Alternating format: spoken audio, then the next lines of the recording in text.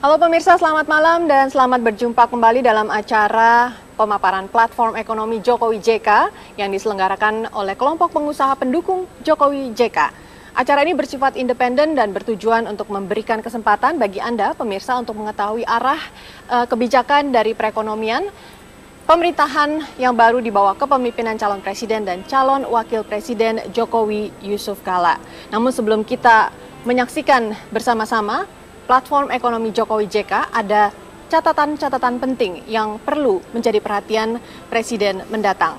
Dan catatan-catatan penting ini disampaikan oleh 3 orang pakar ekonomi. Yang pertama adalah Ari Sumarno, mantan Dirut Pertamina, yang akan memaparkan tantangan ekonomi Indonesia di sektor energi. Lalu Profesor Dr. FG Winarno yang akan memaparkan tantangan Indonesia ke depannya di bidang pangan. Dan Dr. Ferdinand Nainggolan MBA yang akan memaparkan pemikiran strategis di bidang logistik dan infrastruktur. Pemirsa, marilah bersama-sama kita simak pemaparan platform ekonomi Jokowi JK. Baik, Assalamualaikum warahmatullahi wabarakatuh. Selamat malam Ibu-Bapak sekalian. Bapak Ibu sekalian, malam ini saya kira kita tidak berada pada sesi yang berjarak karena pembicara kita dan calon presiden yang diajukan oleh komunitas di sini adalah yang berasal dari komunitas ini juga. Pak Jokowi dan Pak JK adalah sama-sama seperti Anda pengusaha dan sama-sama profesional. Oleh karena itulah maka tadi disampaikan oleh Prof. Anwar Nasution, kebijakannya dijamin akan business friendly. Saya kira ini adalah hal-hal yang mendasar yang perlu kita bicarakan pada malam ini. Oleh karena itu, tanpa membuang waktu, sudah hadir 3 panelis di sini dan saya kira Anda sudah sangat jelas siapa saja. Yang pertama adalah Bapak Ari Sumarno yang selama 31 tahun bergelut di Pertamina, yang terakhir tampil sebagai CEO Pertamina dan dengan berani melakukan transformasi besar-besaran di Pertamina. Oleh karena itu, mari kita dengarkan Pak Ari Sumarno akan menjelaskan mengenai analisanya, pandangannya mengenai energi ke depan. Kita beri aplaus yang meriah untuk Bapak Ari Sumarno.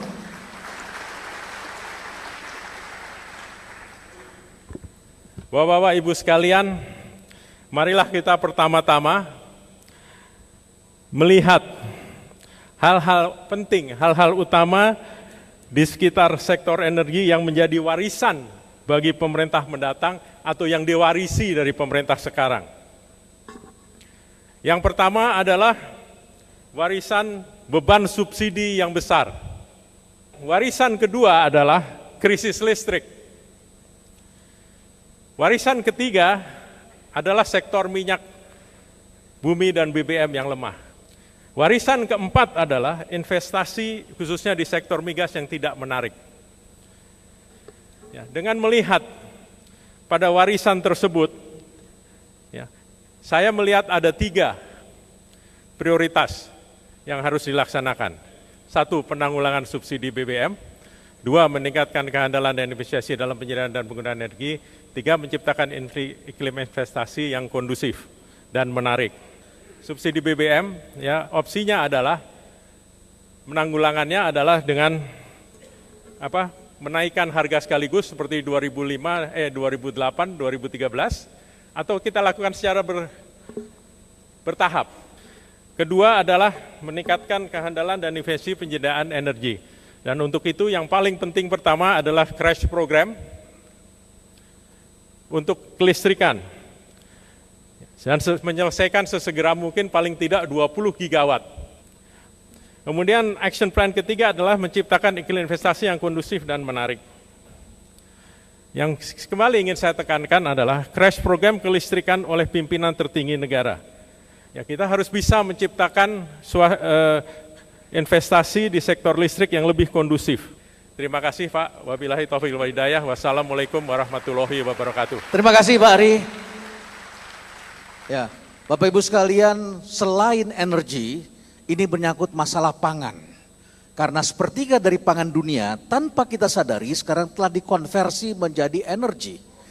Pembicara atau narasumber kita berikutnya adalah Profesor FG Winarno dan beliau melihat suatu titik yang agak berbeda tentang Indonesia.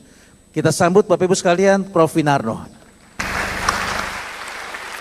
Kita kaya raya, Indonesia merupakan pusat biodiversifikasi dunia nomor 2 terbesar setelah Brasil. Indonesia terletak di Khatulistiwa, sesuatu yang istimewa karena itu disebut sebagai the Emerald of Equator.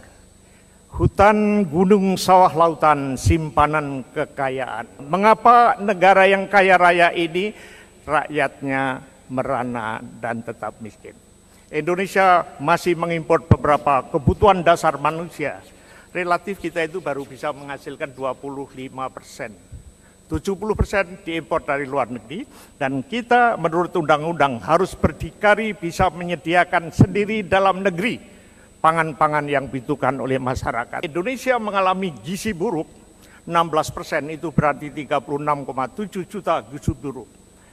Hal-hal kasus gizi buruk yang terendah, yang sangat merana, marasmus, kwashiorkor, terdapat di Indonesia dan khususnya di bagian-bagian wilayah Indonesia bagian timur. Indonesia negara bahari, dan saya mohon beberapa menit saja, saya berpendapat kita harus mengarahkan kembangnya layar ini ke arah timur agar kemajuan bisa merata. Terima kasih, kita beri aplaus untuk Prof. Winarno, terima kasih.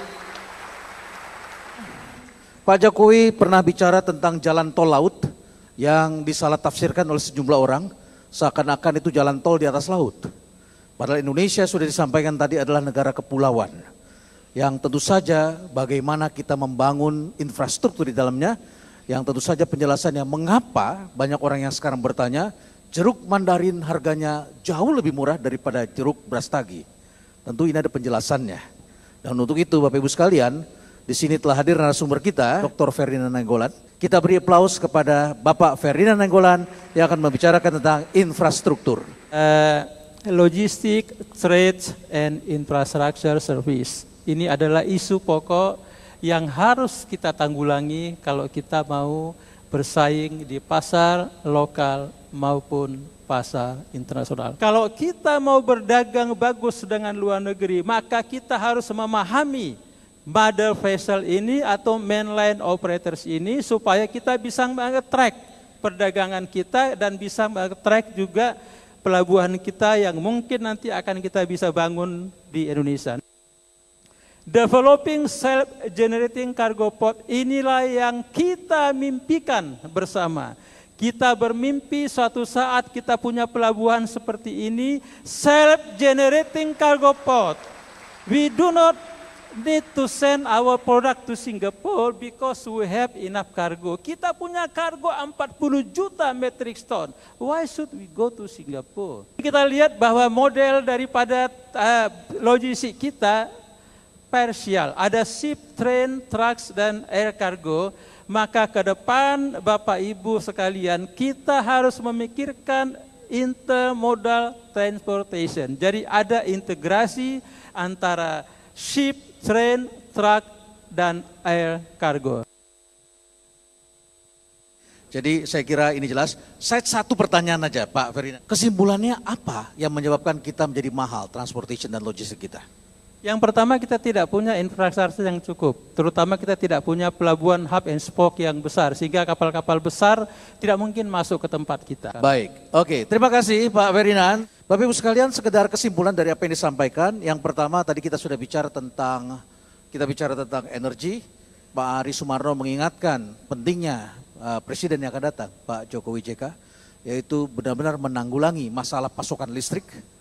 Ya, kemudian yang kedua adalah efisienkan investasi migas dan tangani atau tanggulangi subsidi dengan mempertimbangkan berbagai aspek, ya, terutama berbagai hal yang menekan belakangan ini menjadi suatu pilihan yang perlu dipertimbangkan.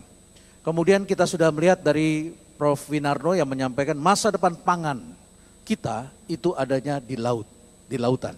Dan terakhir adalah semua ini terkait dengan transportation cost yang sangat mahal di negeri kita, yang perlu ditata kembali, yang tentu saja perlu penanganan yang lebih serius. Tapi terlebih dari itu semua, Bapak Ibu sekalian, siapapun juga bisa memberitahu ya poin-poin seperti hal ini. Yang paling penting itu justru adalah siapa dan bagaimana memimpin negeri ini. Bukan semata-mata apanya, tapi bagaimana dan siapa memimpin menangani masalah-masalah mendasar. Pak Ari Sumarno dalam penutupnya tadi menyebut satu kata, jangan khawatir melakukan micromanagement. Karena disitulah letak kebobrokan birokrasi kita dapat diketahui oleh seorang pemimpin. Saya justru sangat mendorong Pak Jokowi, Pak JK teruskan belusuan Pak. Teruskan Pak belusuan. Karena disitulah kita mengetahui apakah kebijakan-kebijakan yang dijalankan di atas benar-benar mampu berjalan di bawah. Jangan khawatir karena mereka hanya sinis, ya, tetapi semua itu adalah benar adanya. Terima kasih Bapak Ibu sekalian. Kita beri aplaus kepada ketiga pembicara. Pemirsa, sesaat lagi kita akan saksikan bersama pemaparan platform ekonomi yang diusung oleh pasangan Jokowi JK dan disampaikan langsung oleh calon Presiden Jokowi. Untuk itu tetaplah bersama kami di Metro TV.